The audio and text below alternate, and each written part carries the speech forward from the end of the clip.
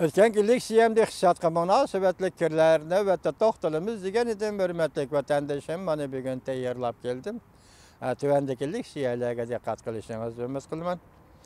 Mavzu mundaq.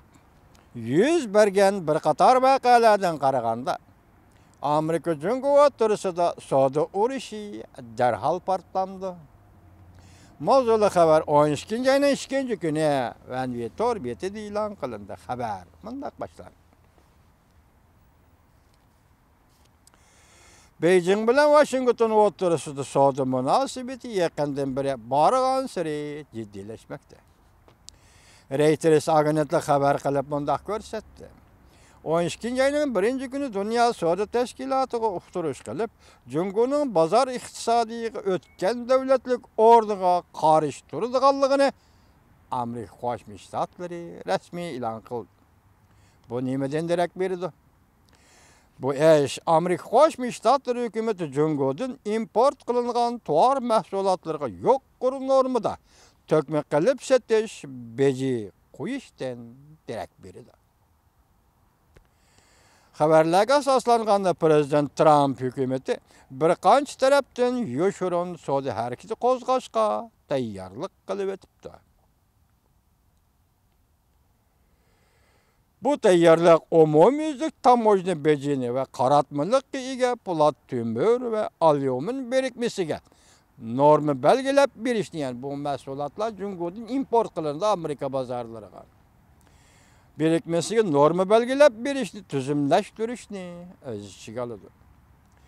Amerika Qo'shma Shtatlari hukumati Jungoga bozor egaligiga o'tgan davlatlik o'rni berishga qarshi turib qolmasdan, hatto Yevropa ittifoqi ham qarshi turadiganligini bildirdi. Amerika va Yevropa ittifoqi mundaq hisobladi.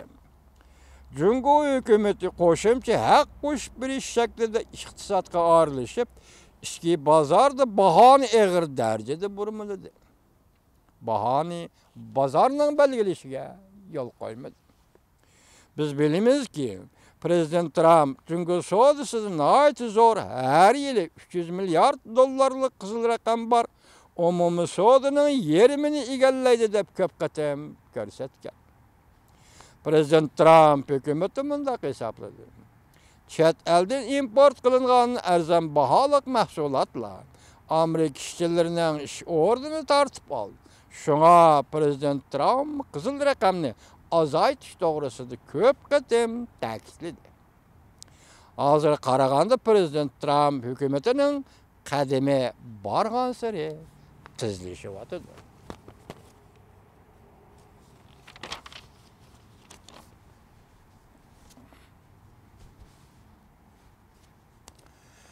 Amerika Savdo Ministrligi yaqinda bir parcha doklad e'lon qilib, Jungoning tuzum qurilmasi hamda hukumat bilan Kompartiya bunda qurilma orqali qurilmani boshqarib, kontrol qilib, bozorni burmiladi. Savdo Ministrligi mundaq hisobladi. Monopol qilishga qarshi turish qonuniga moslashtirganda, Jungoning qilmishi g'ayri bozor iqtisodiy egaligidir. Biz davatgan bozor iqtisodiy egiligi emas, boshqacha bir bozor iqtisodiy egaligidir. Jungoning egaligi. Savdo ministri Wilbur Ross bu qatim harakat to'g'risida mundaq ko'rsatdi. Bu harakat Prezident Trumpning adolatsiz savdoga taqat qilib tura olmayman degan va'dasini ishga oshirish bugundan boshlab kelar bosqichga qadam qo'ydi.